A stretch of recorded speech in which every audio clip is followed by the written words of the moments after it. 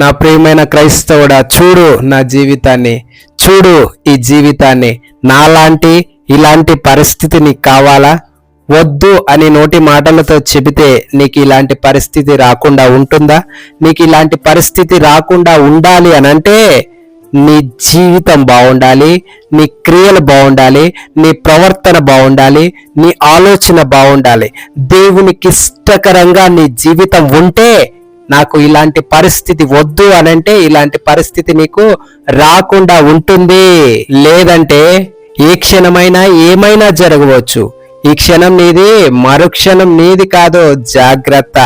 నీ జాగ్రత్త కొరకు క్రైస్తవ సమాజానికి ఒక హెచ్చరికగా బైబిల్లో తన భక్తుల జీవితాల్ని క్రైస్తవులకు బుద్ధి కలగడానికి దేవుడు రాసి ఉంచుతూ వచ్చాడు. అయితే ఈ అంత్యకాలంలో ఒక ఆనవాలుగా చివరి దినాల్లో రాకడ సమయంలో క్రైస్తవ సమాజానికి ఒక హెచ్చరికగా దేవుడు నా జీవితాన్ని ఉంచుతూ వచ్చాడు. చూడు నా జీవితాన్ని, జాగ్రత్త పడు, పాపం చేయకు, పాపం యొక్క ప్రతిఫలం ఇది.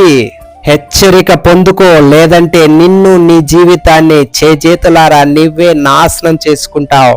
ఆ విధంగా నీ జీవితాన్ని నీవు నాశనం చేసుకోకూడదు అని చెప్పి ప్రేమతో దేవుడు నా జీవితాన్ని నీ ముందుకు తీసుకొని వచ్చాడు.